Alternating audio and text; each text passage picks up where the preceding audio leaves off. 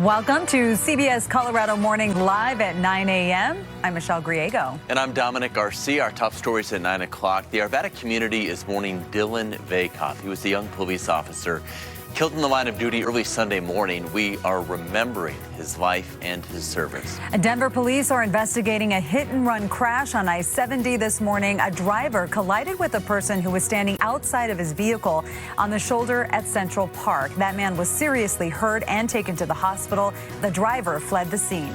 And an explosion at an apartment complex this weekend put hundreds of people out of their homes. We're hearing from one woman who got out of the building just before that explosion. There's no way to describe the hurt that everybody's feeling. You've got officers going down on a domestic disturbance call, and you don't know what's going to happen. In this day and age, you have no idea. Heavy hearts in Colorado this morning as an Arvada police officer is killed in the line of duty. That community now opening their arms in support of Officer Dylan Vakoff, his family, and his friends. Our Kennedy Cook has more. Friends, family, and community members continue to show support for the Arvada police officer who was shot and killed in the line of duty early Sunday morning. Here at this memorial, we see flowers, balloons, and cards to show support for that fallen officer.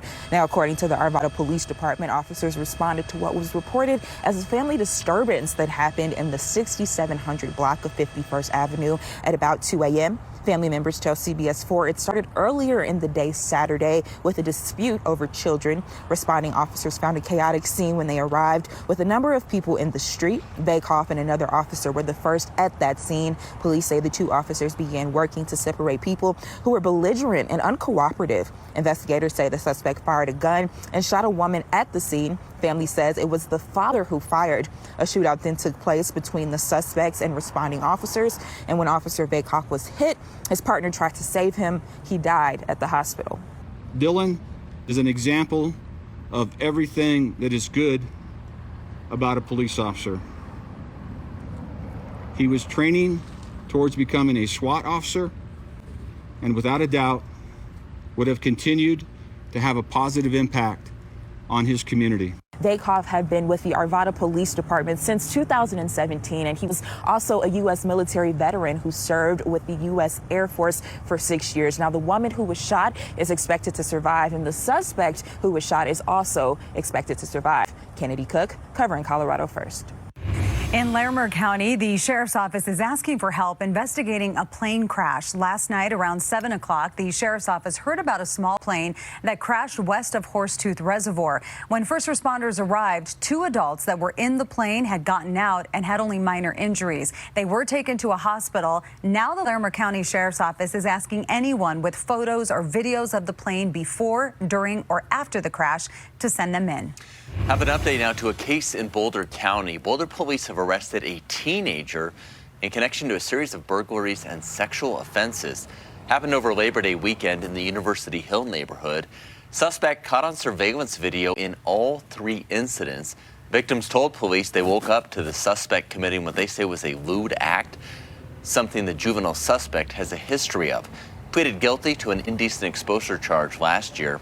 He is being held as a juvenile in a juvenile detention center without bond, and police asking for other victims to come forward. Switching gears to first alert weather now, taking a live look outside, and we want to get over to Ashton Altieri joining us now in the Weather Center. Yeah, a few things we're watching here this morning for you in the First Alert Weather Center. It's going to be warm and dry to start this new week. We do have more out-of-state wildfire smoke coming into Colorado. That's what's creating more haze. Luckily, we don't think the smoke will be thick enough for Denver and the Front Range to cause any kind of health issues. And then later this week, Wednesday, showers and storms come back. Forecast for the rest of today, we're in the 50s and 60s right now. By noon, 83, and a high today of 88. We've got your full Super 7-day forecast coming up. Ashton, thank you. In Aurora, hundreds of people are out of their homes after a fire and explosion at an apartment complex on Saturday. It happened near Alameda and Sable. The explosion left a huge hole in the side of the building, and thankfully, there were a couple of minor injuries. Michael Abatha rushed to the scene when it all happened. He spoke with a woman who got out just before that explosion. Residents of this apartment complex in Aurora tell me they smelled gas before Saturday morning's fire and explosion, but they were still shocked when their home became a disaster zone. Allison Goodwin, her fiance, and their young son live at the Parkside Collective Apartments near Alameda and Sable in Aurora. She says her Saturday morning started off with smoke and in order to evacuate their home. She grabbed their dog and walked across the street. And then I had a gut feeling that I was in the wrong place. She had just started walking further away when things went from bad to worse. I heard a really loud boom, and I said, don't look back, just keep walking. Like, you don't want to see what just happened. What happened is an explosion in her apartment building. Allison says it happened right across from her unit.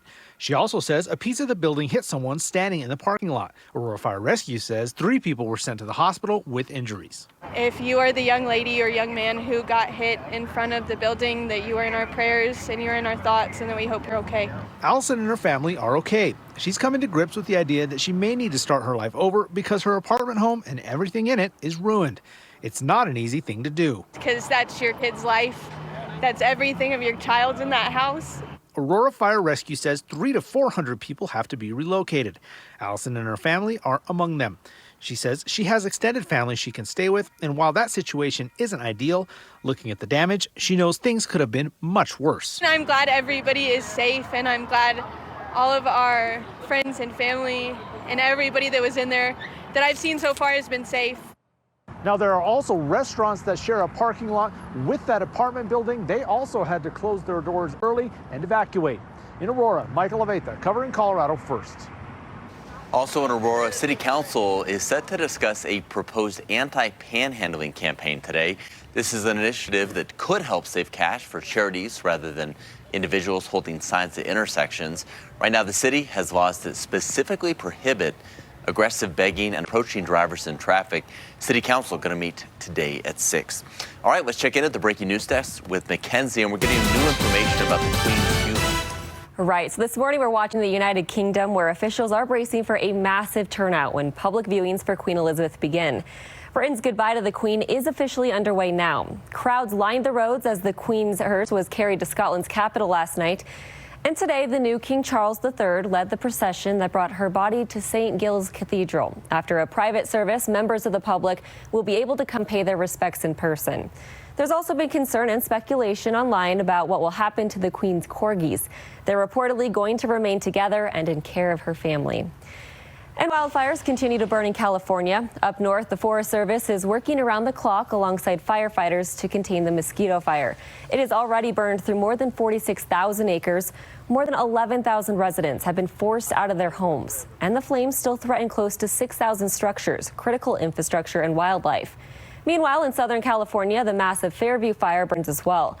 Flames there have consumed 28,000 acres, but crews expect to have it fully contained today. And Dom and Michelle, as you know, I'll be bringing breaking news all morning long on CBS Colorado Mornings That at 9. acreage is huge. I can't get over It that. is. They just keep continuing to grow. All right, Mackenzie, thank you.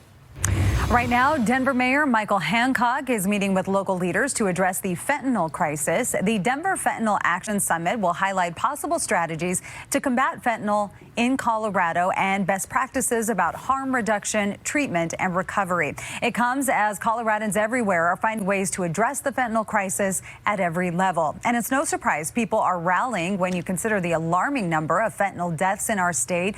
Last year, 40 children younger than 18 died from fentanyl poisoning. Already this year, 16 have died. And that is why high schools in Denver are trying to save lives by making overdose kits easily accessible. The kits were installed in 2 Denver schools on Friday. They include Narcan, which can revive someone from an overdose, as well as fentanyl testing strips. We need to make sure that Narcan is as readily accessible as AED device or any other type of medical equipment. The group will also be donating overdose kits to rural schools in Colorado. Coming up, another effort to help wildlife safely cross Colorado highways. How's CPW helping tarantulas migrate this year? And credit card companies changing the way they track gun purchases, why advocates say it's a step in the right direction. And it was a cool start to this Monday in many neighborhoods, but now we're warming up quickly. 65 degrees downtown Denver, and we're going for the upper 80s to near 90 degrees today. So summer is definitely back. We'll check your forecast for the weekend coming up.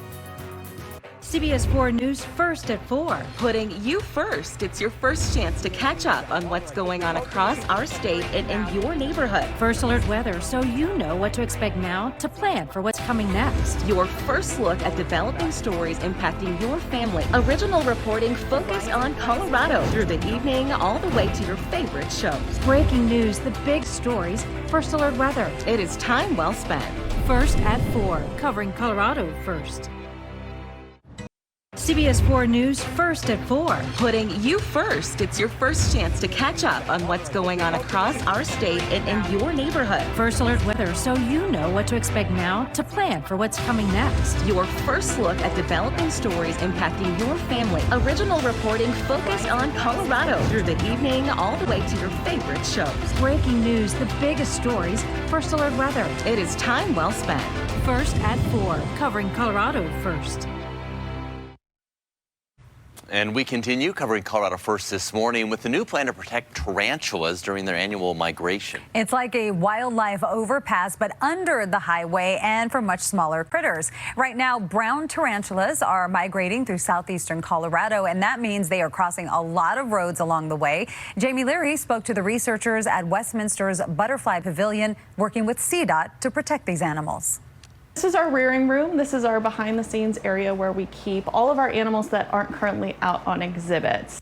Animals meaning all kinds of invertebrates, and no shortage of tarantulas. This is a burgundy Goliath bird eater. These guys are one of the larger species of tarantulas in the world. These are more like the tarantulas you'll see in southeastern Colorado. This is an Aphanopelma hensi. They move en masse at this time of the year, so from late August through early October primarily. The males are out looking for females. Rich Reading has a PhD in wildlife ecology and has been working in conservation at the Butterfly Pavilion for 6 years. We've got a really cool project that we're looking into, which is working with CDOT on exploring whether or not we can provide underpasses under the freeways. Underpasses for tarantulas. We have to put up what we call drift fences that will guide the animals to these underpasses. A pilot study will determine where they're needed most. So we'll put a bunch of cameras along the road, and we'll also look at burrow densities of tarantulas beside the road, and then we'll also look at where they most have been squished. They're an important part of the ecosystem, eating things like grasshoppers to keep the population manageable. They're also food for larger predators. So what we want to do is avoid tarantulas from getting squished, and other little things can use those culverts and not get squished. Researchers hope to begin evaluating the best places for underpasses later this year. The best time to catch the tarantula migration is now through the end of October. But if you can't make it in person, you can always come here. An event called Spiders Around the World is running in October where you can see them up close. In Jefferson County, Jamie Leary covering Colorado First. Volunteers across the state rolled up their sleeves for Xcel Energy's 12th annual day of service this weekend. The massive effort to give back included more than 40 nonprofit projects around Colorado. CBS News Colorado was a proud sponsor of the event.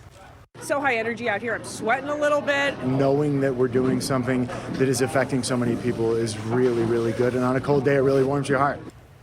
And if you got involved in the action, we want to see it and just say thank you. Submit photos of the project you supported using a link on cbscolorado.com. Ashton, Michael was right. It was cold for people outside. Yes, indeed. Saturday, our coolest day since May. It was 4 months since we had a day as cool as it was back on Saturday. Of course, since then, we've been warming up, but this morning was cool. We were in the 40s for many metro neighborhoods early this morning as the sun came up shortly after 6:30.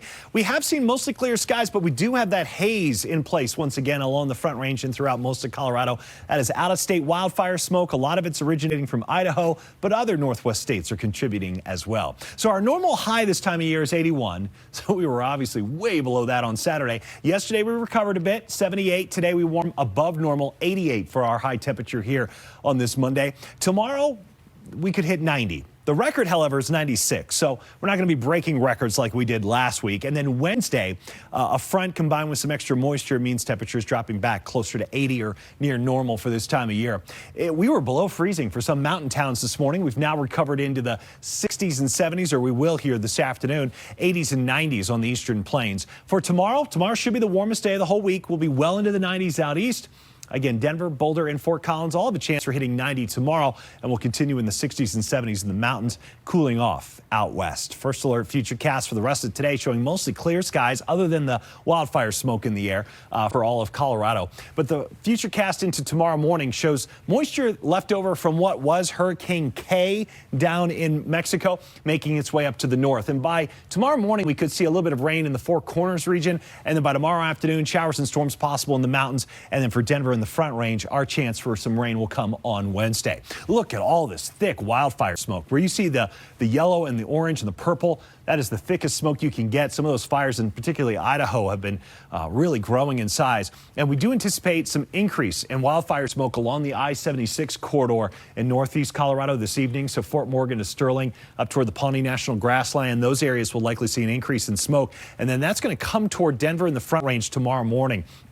And so it could be just enough smoke, especially in Larimer and Weld counties, for you not to only see it, but perhaps smell it tomorrow morning. So that's one thing that we will monitor. And then it'll be moderate smoke out on the eastern plains for the rest of the day tomorrow. We're also going to have to watch our fire danger here in our own state for tomorrow, because in addition to the dry and very warm weather, we're going to add in a little breeze to the mix, gusts up to 30, 35 miles per hour tomorrow. I would not be surprised if a portion of Colorado was put under a red flag warning.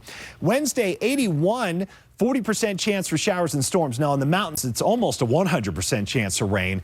And then for Thursday, Friday, 20% chances for the upcoming weekend. Upper 80s Saturday, lower 90s for the Broncos game coming up on Sunday. I know everybody's talking about tonight's game, Monday Night Football. But here at CBS 4, we're focused on next weekend because we have the game right here on CBS 4. Kickoff 87. We'll be into the 90s. Right now it looks like pretty warm and dry. Game for the Broncos at Mile High. Listen, you can talk about how many Broncos games you want. This one's already over with tonight, right? Like we win this one. But you said it's going to be pretty nice in Seattle for this game. Yeah, interestingly, it's going to be a beautiful evening in Seattle. Hardly a cloud, no chance to rain, so they'll have nice weather there for the win tonight. Yeah. And then, I mean, it's the Texans next weekend, right? I mean, they're like one of the worst teams. Right? So we should have that. I just don't want to jinx it. Just don't jinx it. They'll still fight hard. But, yeah. All right. Ashton, thank you. Coming up, a long-time Connecticut hotel getting a modern-day overhaul. How it's going carbon neutral with the latest tech. Watch CBS News Colorado anytime on your connected TV. Just download the free CBS News app, head to the Live tab, and click on CBS News Colorado. Now you'll be able to watch the latest news and weather 24 hours a day. It's also where all of our newscasts are streaming live.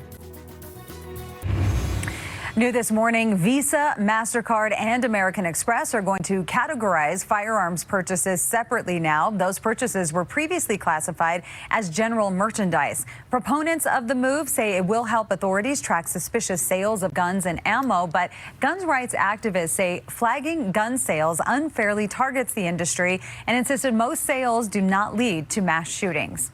More and more people are thinking about their environmental footprint when traveling. And now some hotels starting to take notice and also make some changes. The Motel Marcel in New Haven, Connecticut is uniquely built originally as an office building. The inside is all redone with the environment in mind. It's now self-powered and all electric using no fossil fuels. Solar panels on the roof and the parking lot keep the lights on. Electric heat pumps and triple glazed windows moderate the temperature. And there are electric car chargers, an electric shuttle, and even the kitchen has an electric range instead of a gas one. It also keeps our energy costs down. If you're not using electricity, you net that out, you don't have an electric bill, so that helps financially. That hotel aims to be the first net zero carbon emissions hotel in the nation. Time is running out to prevent a nationwide strike by freight railroad workers. A 60-day cooling off period imposed by the White House is set to expire this week. Negotiators have reported some progress in recent days, but those agreements are tentative and several major issues remain unsettled. A trade group estimates a work stoppage could cost the U.S. economy as much as $2 billion a day. Industry analysts believe Congress will intervene to prevent a strike. Well, today is the big day for our Broncos. It is the first game of the season. And we know everyone ready for the game against the Seahawks. Our CBS 4's Romy Bean in Seattle. That's what we can expect tonight. The wait is almost over. Tonight, the Broncos kick off the most anticipated season since 2015. And hard to think of a more dramatic way to do it as Russell Wilson returns to Seattle after leading this team for 10 years. As expected, a tremendous amount of emotion going into this game. He returns as the Seahawks' all-time winningest quarterback, led them to well over 100 wins and, of course, that Super Bowl title. But after the very public and messy divorce this offseason, there's a lot of hard feelings. Some Seahawks fans still love Russ, others feel hurt and betrayed. So we're going to see some cheers, we're going to see some boos. Wilson is hopeful for the best, but ready for whatever comes his way. Hopefully, after 10 years of trying to make a difference there and, win a lot of football games and all of us doing it together, I think that was really special. And I think also, too, Seattle will always, mean the world to me. And people are going to love you, they're going to hate you sometimes, whatever it may be. But, I know that for me, I'll forever have love in my heart for Seattle. It's a big game because it's Monday night. It's a big game because he's going to be there. Those are just the facts. But I think that, I think he always says that pressure's a privilege. And I think that that's something great that he lives off of. Not that any Seahawks fans care what I think, but I think it's a bad idea to boo Russell Wilson. He is such an intense competitor. I think that kind of a welcome would fuel his fire, not just to get a win, but to really pour it on. In Seattle, Romy Bean, CBS 4 Sports. Xfinity Monday Live moves to Tuesday this week. You don't want to miss this one. We'll be talking with Broncos running back Melvin Gordon after the big game. CBS 4 Sports will be live at the View House at 6:30, so just go by and say hi. All right, if you're watching us on air, the Drew Barrymore Show starts in just a few minutes. And the news continues on our streaming service, CBS News Colorado. Ahead at 9:30, Denver's health department discussing how to fight the opioid crisis in Colorado, plus how the Eagle County community is helping teachers find places to stay. And a kid in Longmont celebrated for quick action that saved her mom's life. Closed captioning is sponsored by Meow Wolf Denver's Convergiversary, the first annual celebration at Convergence Station, September 17th. Visit meow.wf/cake.